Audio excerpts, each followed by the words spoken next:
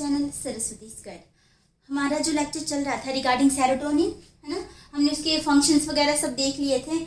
आज हम देखेंगे सेरोटोनिन एगोनिस्ट ड्रग्स। ठीक है, जस्ट शॉर्ट सी वीडियो है क्योंकि हमने पहले जो एक टेबल किया था रिसेप्टर्स का, उसके सामने ये ड्रग्स देखी हुई हैं। ठीक है, मैंने सोचा कि एक छोटी सी वीडियो बना दूँ इसके ऊपर, फिर बच्चों को इजीली ड्रग्स के नाम याद रहते हैं, किस किस रिसेप्टर पे वो एक्ट कर रहे हैं, क्योंकि आपके कंपटीशन एग्जाम में यही पूछा जाता है इसमें से कि कौन सी ड्रग कौन से रिसेप्टर पे बाइंड हो रही है। ठीक है, तो इसलिए ये छोटा सा लेक्चर है। तो सबसे पहले है आपका LSD, D lysergic acid diethyl amide. ठीक है बच्चों, ये जो है एर्गट डेरिवेटिव है, एर्गट डेरिवेटिव।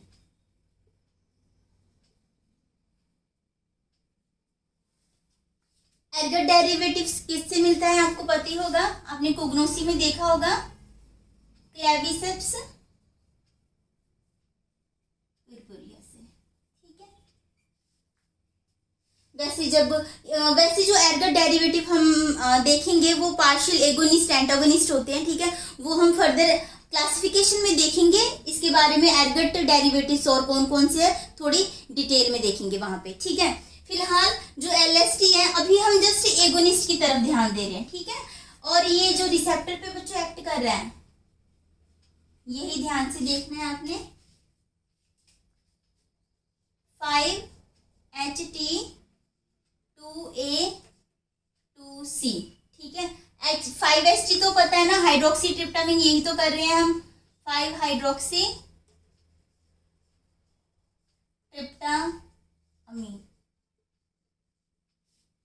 आई नो, सॉरी सी है यहाँ पे। ठीक है बच्चों, सी है।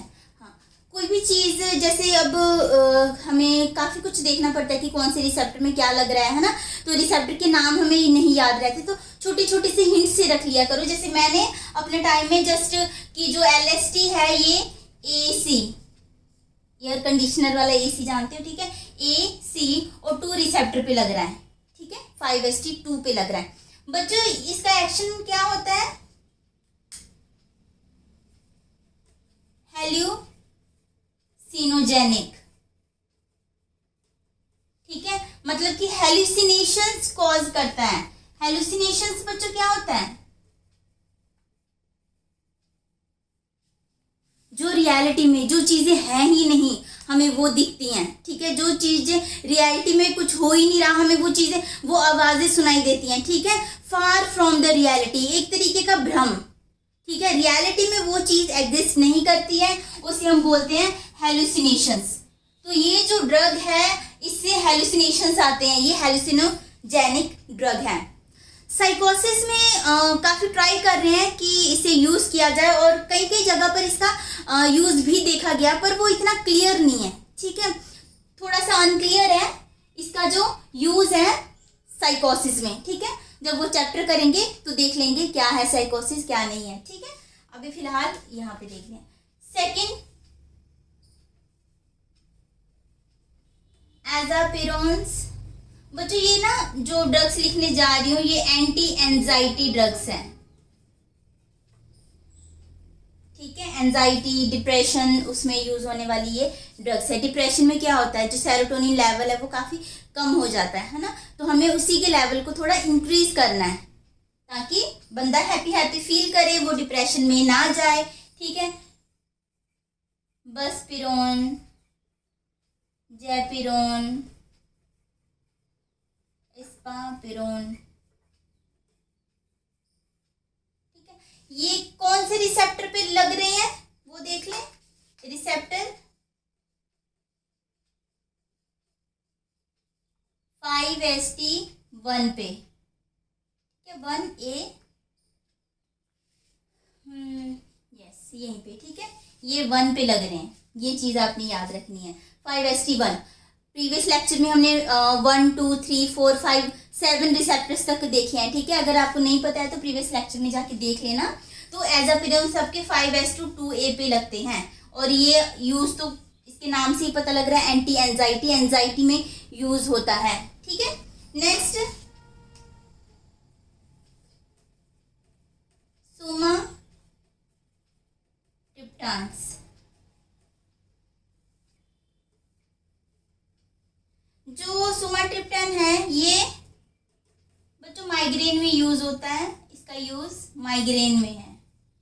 ठीक है, इस लेक्चर में इस चैप्टर में आपको सेरोटोनिन के साथ साथ माइग्रेन के बारे में भी काफ़ी कुछ जानने को मिलेगा। पहले मैंने सोचा था कि माइग्रेन की जस्ट ड्रग्स कवर करवा दूंगी, पर मज़ा नहीं आएगा। हमें माइग्रेन के बारे में अगर डिटेल में पता ही नहीं होगा तो कैसे करेंगे। हमें जस्ट एक वर्ड पता है अभी तक, क्या पता है कि माइग्रेन में बच्चों क्या हो रहा है, वेजो डायलेशन हो रहा है, इतना ही पता है अभी हमें, है ना।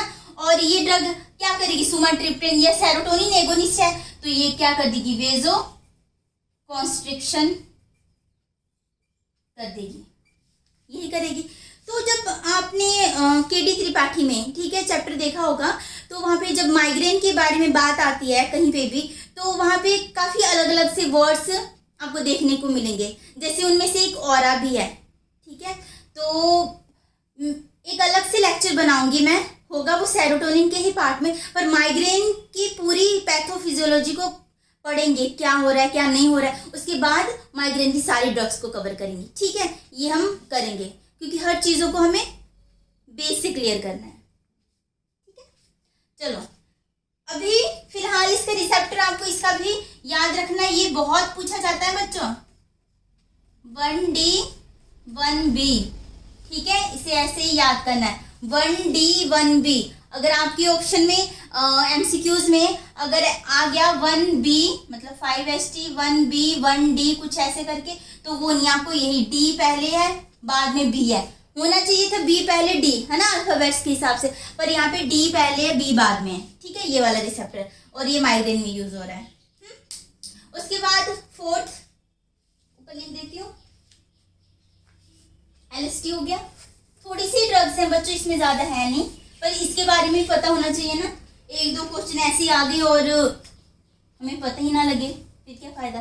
तो सीसा प्राइड, ये हमने तब भी देखा था। ठीक है, ये प्रोकाइनेटिक बच्चों ड्रग है, प्रोकाइनेटिक। अब तो आपको पता होगा प्रोकाइनेटिक का क्या मतलब है, काइनेटिक मतलब मूवमेंट, है ना। तो ये क्या करती है, पेरिस्टाल्टिक मूवमेंट करवाती हैं। ठीक है, तो जिसकी वजह से क्या है, अगर कॉन्स्टिपेशन की प्रॉब्लम है बहुत, तो ये ड्रग्स बहुत यूजफुल होने वाली हैं। ठीक है, कॉन्स्टिपेशन को ट्रीट करने वाली हैं। इसका भी अलग से चैप्टर है, वो भी हम करेंगे। तो ये कॉन्स्टिपेशन में आपकी ड्रग यूज होती है। ठीक है, इसका रिसेप्टर देख लो कौन सा है, 5ST4 रिसेप्टर है इसका। ठीक है, ये चीज याद रखना। उसके बाद इसमें एक ड्रग आती है रीजा आई थिंक सो, एक सेकेंड बच्चों, यस, रेंजा प्राइड।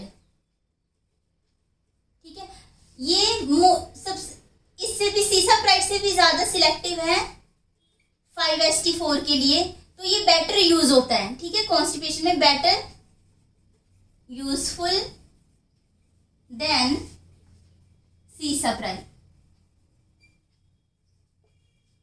ओके, ये है। इसके बाद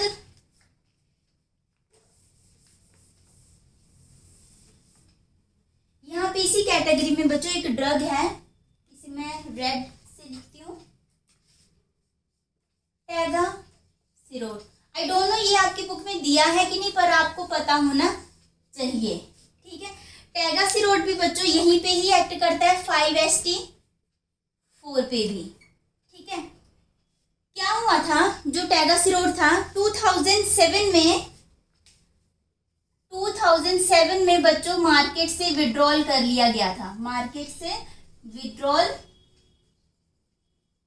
कर लिया था। ऐसा क्यों हुआ, क्योंकि नो डाउट ये ड्रग बहुत अच्छे से यूज हो रही थी, किसके लिए, inflammatory bowel syndrome with constipation.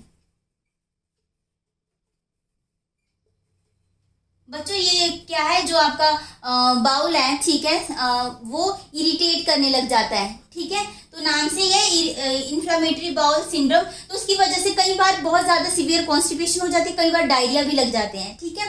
तो इस वजह से मतलब फ्रिक्वेंटली बार बार नीड पड़ती है जाने की, तो क्योंकि इरिटेंट सा स्टमक में हल्की हल्की सी पेन रहती है, ऐसी प्रॉब्लम होती है, ठीक है। तो IBS विद कॉन्स्टिपेशन में टैगासिरोड यूज हो रही थी, पर इसे विड्रॉल कर लिया गया क्योंकि इसकी वजह से बहुत प्रॉब्लम हो रही थी, कार्डियोवास्कुलर प्रॉब्लम, ठीक है। कार्डियोवास्कुलर क्या हो रहा था इसकी वजह से, हार्ट अटैक एंड स्ट्रोक की जो प्रॉब्लम्स थी वो काफी इंक्रीज हो गई थी, ठीक है बच्चों। हार्ट अटैक क्या है, जब जो ब्लड है, ब्लड सप्लाई हार्ट में नहीं पहुंच रहा होता है, ठीक है, उसकी वजह से जो अटैक आता है उसे बोलते हैं, ठीक है, blood flow decrease in heart. वहीं पे बच्चों स्ट्रोक क्या है, जब ब्लड फ्लो इन ब्रेन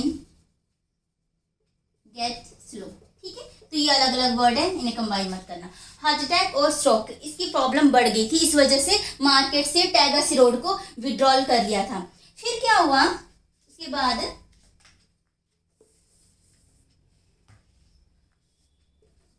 2019 में कमबैक हुआ टैगासिरोड का, दोबारा से ये ड्रग आई, ठीक है। आई थिंक 2019 है, यस, रीइंट्रोड्यूस हुई ये ड्रग आपकी प्रिकॉशन के साथ। पहला प्रिकॉशन तो ये कि ये ड्रग वुमेन को ही, अगर वुमेन को IBS विद कॉन्स्टिपेशन हो रहा है, ठीक है, उसे दे सकते हैं, but without any heart problems. मतलब कि क्या है, जिन वुमेन्स को, जिन लेडीज को हार्ट की कोई भी प्रॉब्लम नहीं है, ओके, पर वो IBS विद कॉन्स्टिपेशन से काफी ज्यादा परेशान है, तो उस केस में, जस्ट उस केस में आप टैगासिरोड दे सकते हो। इस एम के साथ, इस टारगेट के साथ ये 2019 में री इंट्रोड्यूस्ड हुआ था, ठीक है। ये चीज याद रखना, पता नहीं होता कि एग्जाम में किस तरीके से कौन सी ड्रग पूछ लें, या आपके कॉम्पिटिशन एग्जाम में क्या पूछ लें ना, तो हर चीजें पता होनी चाहिए। तो ये थी बच्चों आपके serotonin agonist drug, I think 4 category थी, उसके अंडर हमने देखा। इनके रिसेप्टर अच्छे से समझ लेना, अच्छे से पढ़ लेना, ठीक है। अगर इनमें कोई प्रॉब्लम लगी तो आप कमेंट बॉक्स में बता देना। वैसे हमने ये सारे, हमने जस्ट जो टेबल किया था बच्चों, उसमें हमने इनके नाम पढ़े थे, तो हो सकता है कि आपने इतना ध्यान ना दिया हो, तो मैंने सोचा एक छोटे से लेक्चर में जस्ट कवर करवा दूं। ओके, तो हम नेक्स्ट लेक्चर में बच्चों करेंगे इसकी एंटी सेरोटोनिन करेंगे, ठीक है, वो सारी क्लासिफिकेशन को कवर करेंगे, देन माइग्रेन करेंगे, और माइग्रेन के एंड के साथ उसकी ड्रग्स के साथ सेरोटोनिन आपका फिनिश होगा, ठीक है। तो बाय, थैंक यू।